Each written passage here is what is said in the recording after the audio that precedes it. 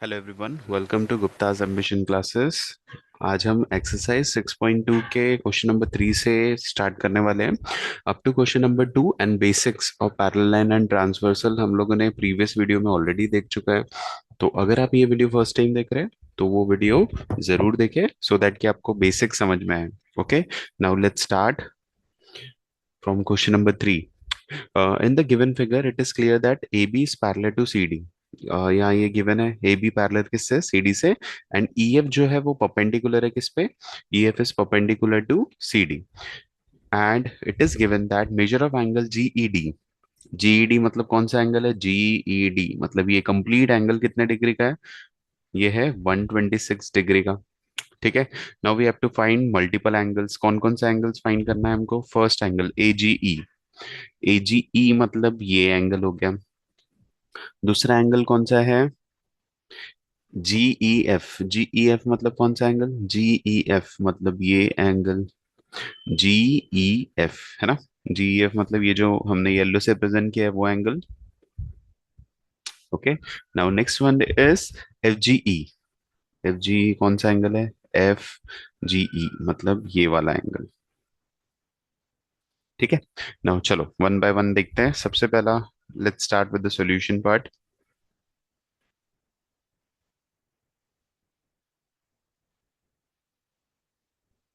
ठीक है, चलो। सो सॉल्यूशन में क्या देंगे हम लोग, फर्स्ट जो है एंगल हमको फाइंड करना है वो है एंगल ए जी ई।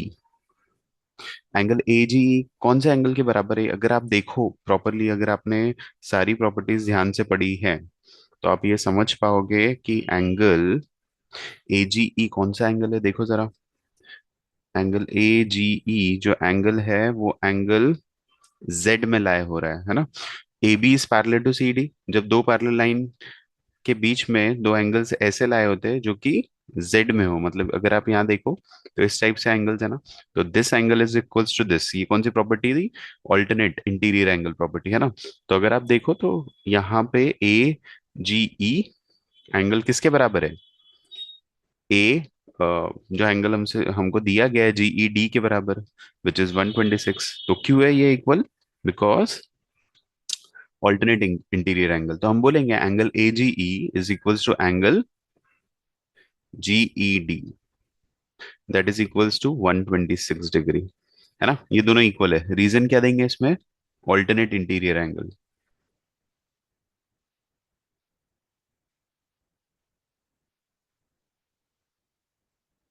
है ना। ऑल्टरनेट इंटीरियर एंगल जो, अगर आप लोगों को नहीं पता है क्या होता है, ऐसे एंगल्स जो कि जेड में फॉर्म होते हैं ना, जैसे कि ये बताया मैंने, ये एक जेड है, या तो इस टाइप से या तो इस टाइप से, रिवर्स जेड में। मीन्स जेड में मतलब ये दोनों लाइन पैरेलल होना चाहिए, तब ये एंगल्स क्या होंगे, इक्वल होंगे। तो यहाँ दिया है A B is parallel to C D. Is it clear, चलो।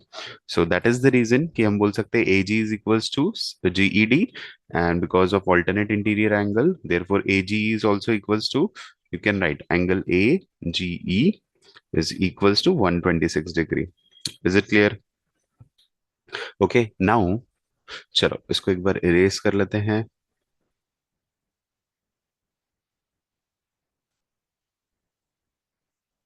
नाउ नेक्स्ट वन जो हमको फाइंड करना है वो कौन सा है, ये फर्स्ट फाइंड कर लिए। सेकेंड एंगल है जी E F. G E F मतलब ये वाला एंगल है ना, जी ई एफ। अब जी ई एफ निकालने के लिए आपको देखना पड़ेगा जी ई एफ कौन से एंगल का पार्ट है, जी ई डी एंगल का पार्ट है ना। अगर आप ध्यान से देखो, जी ई डी एंगल का पार्ट है। तो अगर आप देखो जी ई डी एंगल दिया है आपको 126 degree, and also it is given that E F जो है वो, ई एफ जो है ये परपेंडिकुलर है ना सी डी पे, तो ये 90 डिग्री हो गया, राइट। तो अगर हम जी ई डी ये एंगल से एफ ई डी को माइनस कर देंगे, so you will get which angle, this angle G E F है ना। So what you will write here, ऐसे लिखेंगे हम, एंगल जी ई डी है ना, that is equals to angle G E D कौन से दो एंगल से मिलके फॉर्म हुआ है, एक एंगल है एंगल जी ई एफ, मतलब कौन सा एंगल, ये हो गया angle G E F, plus angle, again कौन सा एंगल है दूसरा, फिर से इरेज करके बता रहा हूं मैं कौन सा एंगल है, this one, F E D, F E D, इन दोनों का एडिशन क्या है, जीई डी है, right. Now measure of angle G E D is already given which is 126, तो चलो 126 डिग्री लिखेंगे। जीईडी कितना है, जी सॉरी जीईएफ कितना है, जीईएफ तो फाइंड करना है हमको, एंगल जीईएफ प्लस एफईडी का मेजरमेंट कितना है, एफईडी तो गिवन है ना, why it is so, FED 90 degree है, क्यों है 90 डिग्री है FED, because EF is perpendicular, है ना। सो देयरफॉर देखो क्वेश्चन में दिया है ना, EF is perpendicular to CD, तो जो परपेंडिकुलर एंगल फॉर्म करता है with the base it is always of 90 degree. Now so therefore we have to rearrange this, angle GEF is equals to 126 degree minus of 90 degree, दोनों को subtract किए कितना मिलेगा, 36 degree. So angle GEF is equals to how much, it is of 36 degree। आया समझ में, clear all of you, I just hope कि समझ में आया आप लोगों को। And the last one is third number angle, कौन सा फॉर्म करना है हमको, angle F G E, F G, चलो एफ जी एंगल कौन सा है, अभी मैंने ये ब्लू से रिप्रेजेंट किया था यहाँ पे, है ना। तो चलो फिर से देखते हैं एंगल एफ जी ई कौन सा एंगल है, एफ जी ई ये वाला एंगल है, राइट। एंड जैसे कि हमको पता है ए जी ई एंगल का मेजरमेंट, क्योंकि ये ऑल्टरनेट एंगल थे इसलिए ये 126 डिग्री था ना, है या नहीं।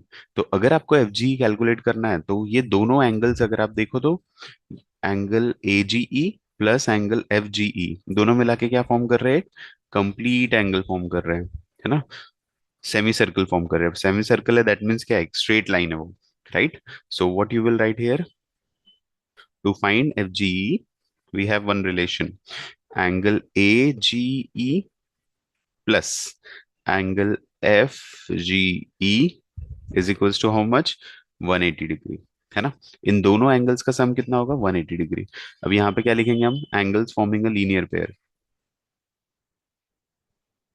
है ना, angles forming a linear pair. जब दो पेयर जब पेयर ऑफ एंगल्स दोनों मिला के 180 डिग्री का एंगल फॉर्म करते हैं, कैसे पता चला हमको 180 डिग्री, क्योंकि दोनों एंगल्स मिला के एक स्ट्रेट लाइन फॉर्म कर रहे हैं, इसीलिए। नाउ एजी का तो मेजरमेंट पता है हमको, विच इज 126 डिग्री, है ना। ये वाले एंगल का मेजरमेंट पता है, किसका फाइंड करना है हमको, ये पर्पल वाले एंगल का, राइट। तो इसका कैसे निकालेंगे हम मेजरमेंट, सिंपल, अभी एक रिलेशन बता दिए। नाउ ए जी ई का कितना मेजरमेंट है, 126 डिग्री प्लस एफ जी ई फाइंड करना है हमको, एंड दोनों का सम कितना था, 180 डिग्री। सो रीअरेंज करेंगे, it implies that angle F G E is equals to 180 degree minus of 126 degree, है ना, 126 डिग्री से माइनस कर दिया तो कितना मिलेगा, you will get 54 degree. Okay, so angle F G E का एक्चुअल मेजरमेंट कितना आया, 54 degree. Is it clear, I just hope कि तीनों वैल्यूज मिल गई हमको। ये आपका हो गया आंसर 1, ये आंसर 2 एंड आंसर 3। ठीक है, इस टाइप से क्वेश्चन नंबर 3 सॉल्व करेंगे। Now let's move to question number 4। Question number 4 थोड़ा सा इंपॉर्टेंट है, क्योंकि ये बहुत बार क्वेश्चन स्कूल के एग्जाम्स में भी आता है आप लोगों के, ठीक है, तो थोड़ा ध्यान से समझना।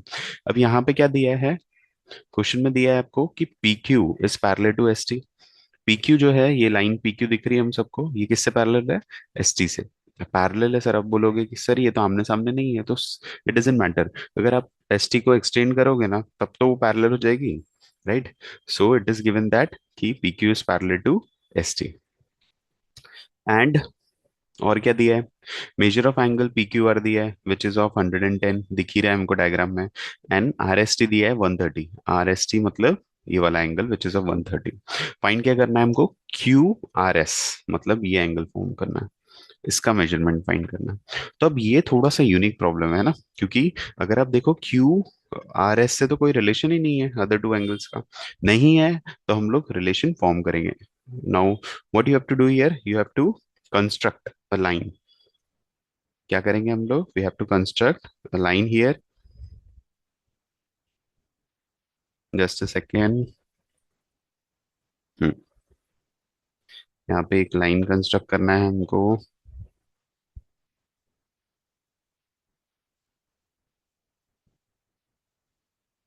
Now let's construct a line from here. ये क्या है आपका कंस्ट्रक्शन आ जाएगा, डॉटेड लाइन कंस्ट्रक्ट करेंगे आप लोग. ठीक है.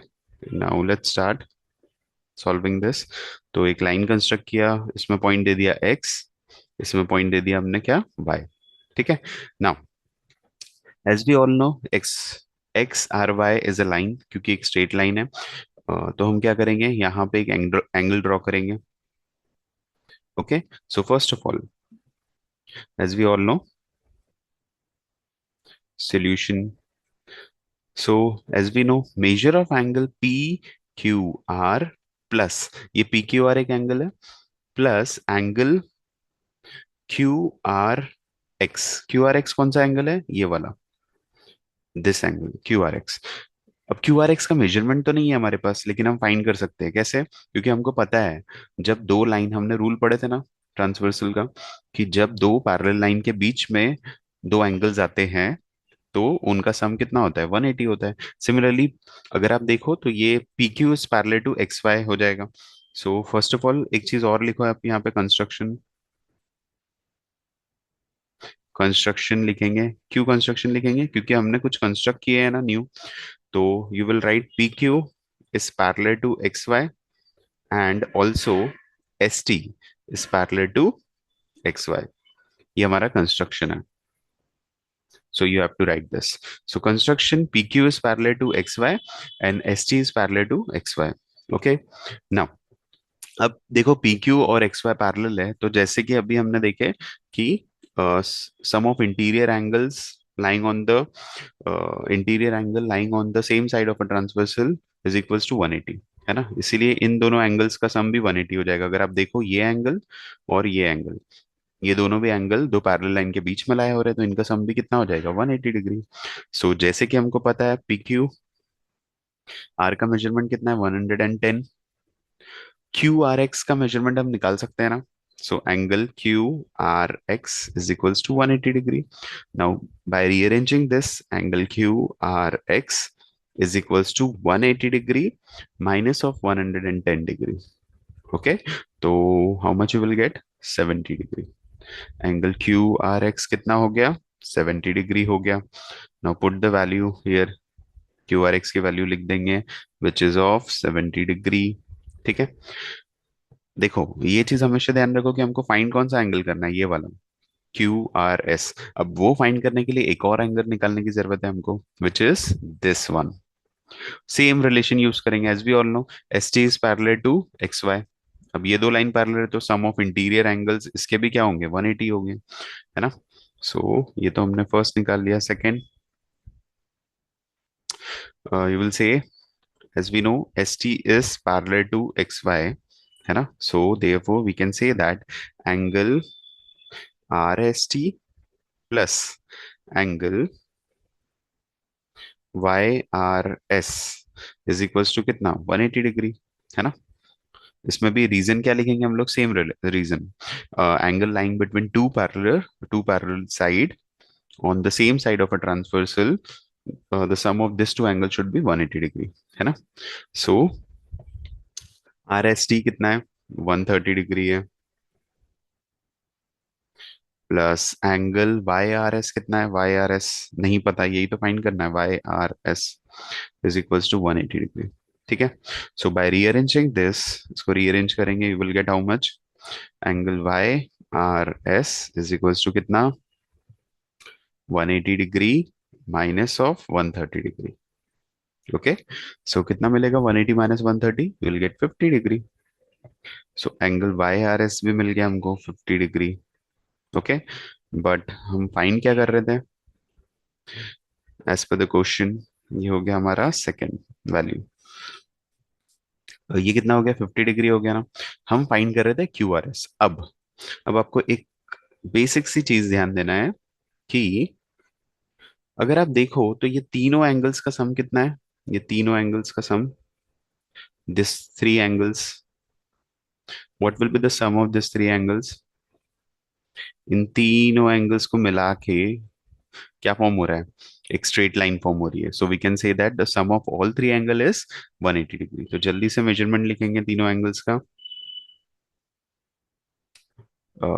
You will write, first you will write angle Q R X plus, next angle कौन सा निकालना है हमको, एंगल क्यू आर एस, यही तो फाइंड करना है ना। प्लस थर्ड एंगल कौन सा आ रहा है इसमें, angle Y R S. Sum of all three angle is how much, it is equals to 180 degree, है ना। ये तीनों एंगल्स का सम कितना है, 180 डिग्री के बराबर है। कैसे, you can write sum of all three angles, angles forming a straight line, sum of all three angle is equals to 180 degree, क्योंकि क्या कर रहे हैं, तीनों एंगल्स का सम 180 होगा, क्योंकि ये तीनों एंगल्स क्या फॉर्म कर रहे हैं, एक स्ट्रेट लाइन फॉर्म कर रहे हैं। Okay, now put the value of Q R X, जो कि हमको मिल चुकी है 70 degree. Angle Q R S find करना है हमको। एंगल वाई आर एस कितना है, Y R S, Y R S is equals to 50 degree, that is equals to 180 degree. Now, by rearranging this, angle QRS is equals to, first of all, 70 plus 50 कितना, 120. So 180 degree minus of 120 करेंगे हम लोग. So how much you will get? Therefore, we can say that angle QRS is equals to 180 minus 120 कितना, 60 degree. So QRS जो मिला है आपको, ये कितने डिग्री का है, 60 डिग्री का. Is it clear? I just hope कि समझ में आया है सबको, है ना। सो क्यू आर एस ही फाइंड करना था, we have got the answer of Q R S, that is 60 degree. So इस टाइप से आपको सॉल्व करना है, ठीक है। सो ये एक इंपॉर्टेंट क्वेश्चन भी है, ये आ सकता है क्वेश्चन एग्जाम में, कोई भी एग्जाम हो, आपको स्कूल की एग्जाम हो, थोड़ा सा यूनिक है इस वजह से, ठीक है ना। Question number 5, how will you solve this. See, it is given that line A B is parallel to C D. अब ये दोनों लाइन पैरेलल है, देखो जब दो लाइन पैरेलल होती है तो क्या होता है, पैरेलल लाइन की प्रॉपर्टीज यूज करेंगे हम लोग, पैरेलल लाइन एंड ट्रांसवर्सल की। जैसे ही दो लाइन पैरेलल होती है उसके ऑल्टरनेट एंगल इक्वल होते हैं, ठीक है। Is it clear. सो जल्दी से देखो, यहाँ पे कोई एंगल ऑल्टरनेट है क्या, गिवन क्या है हमको, ए पी क्यू। ए पी क्यू का मेजरमेंट दिया है, ये दिख ही रहा है हमको, ए पी क्यू 50 डिग्री है, पी आर डी इज 127। अभी मैंने बोला कि जब दो लाइन पैरेलल होती है तो उसके क्या होता है, ऑल्टरनेट एंगल। जल्दी से देखो, ऑल्टरनेट एंगल के लिए क्या देखेंगे, कोई एंगल जेड में है क्या, ये है फर्स्ट एंगल है ना, ये जेड में है ना। तो जेड में मतलब ये 50 है, तो ये भी कितना हो गया, ये भी 50 हो जाएगा। तो एक्स तो ओरली मिल गया आप लोगों को, है ना। सो सॉल्यूशन में क्या लिखेंगे, सबसे पहले angle P A P Q is equals to 50 degree as it is given. So therefore measure of angle, कौन सा एंगल फाइंड करना है हमको, angle x. So angle x is also equals to 50 degree. Why so? We can say that angle APQ is equals to angle x. Reason क्या होगा इसका, alternate interior angle,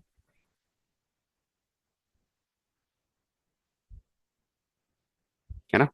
अब ये दोनों एंगल इक्वल है, इसलिए एंगल एक्स भी क्या हो गया, 50 हो गया। इसको अच्छे से लिखना।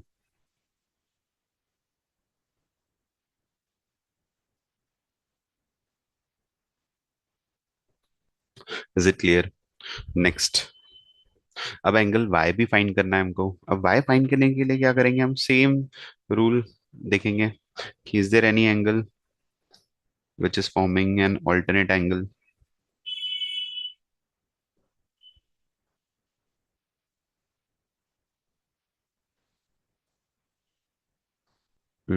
ये है आपका 50 degree, right. So angle x भी हो गया आपका 50 degree. Now yes, is there any angle which is forming an alternate angle, yes. ध्यान से अगर आप देखो तो ये भी एंगल क्या है, अगर आप देखो दो पैरेलल लाइन में ऐसा कुछ एंगल फॉर्म हो रहा है ना। सो ये एंगल, ये कंप्लीट एंगल और ये कंप्लीट एंगल भी क्या हो जाएगा, इक्वल हो जाएगा। तो as you can see here, क्या बोल सकते हैं हम लोग, कौन से दो एंगल्स आएंगे इसमें? ये वाले। ये कंप्लीट एंगल आएगा किसके बराबर, ये कंप्लीट एंगल के। So what we can write here, 2। You can write angle A P R is equals to angle, कौन सा एंगल के बराबर है? पी आर डी के बराबर है, राइट। सो ए P R P R D के बराबर है। तो अगर आप देखो ए पी आर एंगल कौन से दो एंगल से मिलके बना है, ध्यान से देखो सब लोग। ए पी आर एंगल कौन से दो एंगल से मिलके बना है? First angle, angle A P Q, है ना। ए पी क्यू प्लस एंगल, दूसरा एंगल कौन सा है इसमें?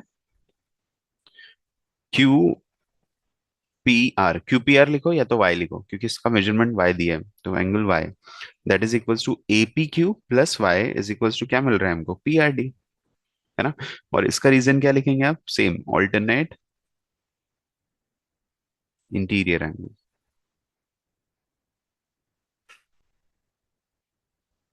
Okay, so now put the value of AP Q. AP Q का वैल्यू पुट करो जल्दी से, आप लोग सॉल्व कर सकते हो अब इसको, है ना। कितना दिया है एपी क्यू का value?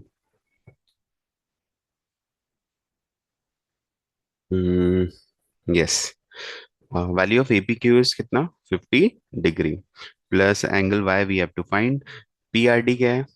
P R D is given 127 degree. So therefore measure of angle Y is equals to 127 degree. अब ये 50 इधर आ जाएगा ना, एल एच एस से, आर एच एस से एल एच एस में, तो sign will gate changed, it will become -50। So 127 -50 कितना होता है? 77 डिग्री। सो एंगल वाई की वैल्यू कितनी? 77 डिग्री। ओके, ये फर्स्ट मिल गया हमको, ये सेकेंड आंसर। दोनों मिल गए, एंगल एक्स और वाई की value. Okay, so like this you have to solve. So इस टाइप से आप क्वेश्चंस और प्रैक्टिस कर सकते हो, आप एम एल अग्रवाल से भी क्वेश्चंस प्रैक्टिस कर सकते हो, ठीक है। अगर आपके बेसिक कॉन्सेप्ट क्लियर है तो आप कहीं से भी कर सकते हो। और एक चीज हमेशा ध्यान रखना, पैरेलल लाइन और ट्रांसवर्सल के प्रॉब्लम सॉल्व करने से पहले डायग्राम को एनालाइज करना बहुत जरूरी है। डायग्राम एनालाइज करके ही आप पूरे सारे प्रॉब्लम्स मेंटली सॉल्व कर सकते हो, उसके बाद हम लोग लिखना स्टार्ट करेंगे, ठीक है। Now let's move to question number 6. So in question number 6, PQ and RS are two mirror placed parallel to each other. अच्छा ठीक है, तो ये क्वेश्चन में ना आप लोगों का कॉन्सेप्ट, फिजिक्स का एक कॉन्सेप्ट लगेगा जो आप लोगों ने मिरर लेंस में पढ़ा होगा, है ना। जब रे ऑफ लाइट इंसिडेंट होती है प्लेन मिरर पे तो क्या होता है? रिफ्लेक्ट होती है ना वो। So similarly, that concept we have to use. We have two parallel line PQ इस line P Q means P Q का एक मिरर है जिसको हमने दूसरे मिरर से पैरेलल में अरेंज किया, सेट किया है। सो एक P Q mirror which is parallel to R S mirror, ठीक है। Place parallel to each other and incident ray, चलो एक रे इंसिडेंट कर देते हैं विच इज ए बी। एक रे इंसिडेंट किया हमने, इसको नेम करेंगे क्या? A B. क्योंकि इंसिडेंट हो रहा है तो आपको एरो भी देना पड़ेगा, है ना, आप लोगों ने पढ़ा होगा ये। नेक्स्ट वन, अब after incident it will get reflected. अब ये इंसिडेंट होने के बाद क्या होगा? रिफ्लेक्ट होगी, किस पे रिफ्लेक्ट होगी? On the mirror R S, are S mirror पे। जैसे ये रिफ्लेक्ट होगी तो after reflection it will again strike, strike on mirror R S. Are S पे स्ट्राइक होगा ना ये। तो स्ट्राइक हो रहा है तो वो कौन से पॉइंट पे हो रहा है? जहाँ पे स्ट्राइक हो रहा है वो पॉइंट सी दे देते हैं हम उसको नाम, ठीक है। सो इसमें भी एरो बनाना पड़ेगा ना, रे ऑफ लाइट इंसिडेंट हुआ at point B and after incident it will get reflected. So reflect होने के बाद अगेन वो कौन से मिरर पे स्ट्राइक करेगा? आर एस मिरर पे एट पॉइंट सी। एंड वहां से क्या होगा? अब अगेन यहां से फिर से रिफ्लेक्ट करेगा ये मिरर से, है ना। सो यस, लाइक दिस, ठीक है। सो आप लोगों ने एक कॉन्सेप्ट पढ़ा होगा, जब भी रे ऑफ लाइट मिरर पे इंसिडेंट होती है तो दो विद द नॉर्मल, ये एक नॉर्मल है, नॉर्मल पता है ना, which is perpendicular to the mirror. तो with the normal angle of incidence और एंगल ऑफ रिफ्लेक्शन क्या होता है? इक्वल होता है। सो यहाँ पे हम एंगल 1 कंसिडर कर लेते हैं, इसको इसको कंसिडर करेंगे angle 2। Okay, similarly we have to draw a perpendicular at point C, which is normal of mirror RS, RS का normal ये बन गया ना. Now जैसे 1 और 2 एंगल ले लिए, इसको लेंगे हम angle 3 and angle 4. Right. Now so after reflection this will be CD reflection. So ray of light reflected, which is ray of light after incident. So yes, जैसे कि हमको पता है ए बी रे इंसिडेंट हुआ P Q पे, तो it will get reflected. तो reflect होने के बाद वो रे बन गई बी सी. बी सी रे फिर रिफ्लेक्ट हो रही है at point C. At point C incident हो रही है, इंसिडेंट हो रही है ना. और कौन से मिरर का पार्ट है वो, आर एस मिरर का. सो वहां से अगेन इंसिडेंट होने के बाद क्या होगा, वो रिफ्लेक्ट होगा. राइट. सो सॉल्यूशन कैसे लिखेंगे, what we have to prove here, we have to prove ray A B, we have to prove A B is parallel to C D. बहुत ही सिंपल है. कैसे प्रूव करेंगे, फर्स्ट ऑफ ऑल जैसे कि आपको पता है, जब रे ऑफ लाइट इंसिडेंट होती है किसी मिरर पे, और उसका एंगल ऑफ इंसिडेंस और angle of reflection, angle of incidence हमेशा किससे निकलते हैं, नॉर्मल से, विच इज एंगल 1. और एंगल ऑफ रिफ्लेक्शन क्या है, एंगल 2. ओके. सो वो हमेशा इक्वल होता है. तो from first you will write angle 1 is equals to angle 2. As we all know, in mirror angle of incidence is equal to angle of reflection.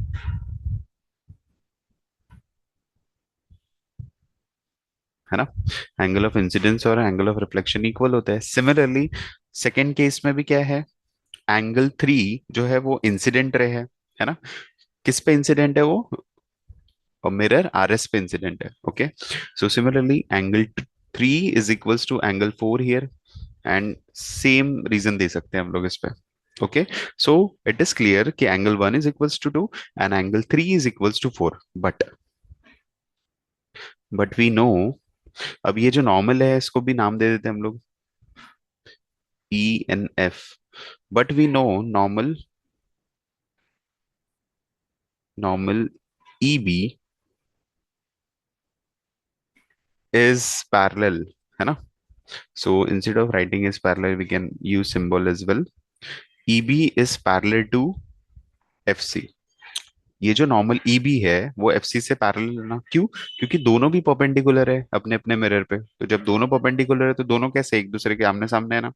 तो normals are parallel. अगर normal parallel होंगे so alternate angle equal होंगे. So what you have to write here, in third case we can write measure of angle 2 is equals to angle 3. ध्यान से देखना, ये जो 2 है, एंगल 2 मैं डिफरेंट कलर से रिप्रेजेंट कर देता हूँ. ये जो एंगल 2 है ये किसके बराबर है, एंगल 3 के बराबर है.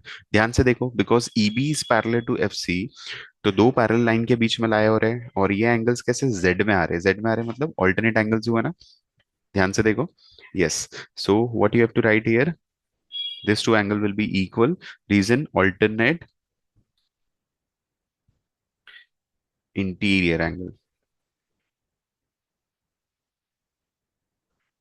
है ना. Alternate interior angles. So as we know 2 और 3 भी इक्वल हो गए.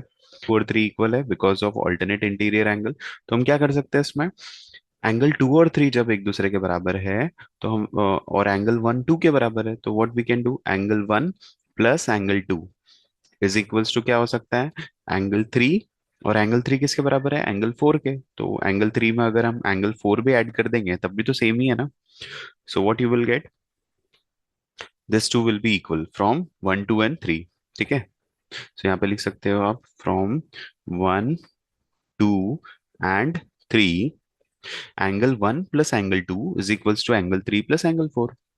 Okay. So angle 1 plus angle 2 क्या होता है देखो, तो एंगल 1 प्लस एंगल 2 अगर ये दोनों एंगल को जोड़ दे तो क्या, कौन सा एंगल मिलेगा, angle A B C. And angle 3 plus 4 को अगर जोड़ दे तो कौन सा एंगल मिलेगा, एंगल बी सी डी. तो अगर आप ध्यान से देखो, ये कंप्लीट एंगल अगर हम जोड़ देंगे, एंगल ए बी सी और बी सी डी, तो ये कौन से, अगर ये दो एंगल इक्वल हो गए तो ये कौन से एंगल्स हुए, ये ऑल्टरनेट एंगल है ना. तो जब ऑल्टरनेट एंगल किसी लाइन के इक्वल होते हैं तो लाइंस क्या हो जाती है, parallel. So therefore we can say that line AB is parallel to line C D. Okay.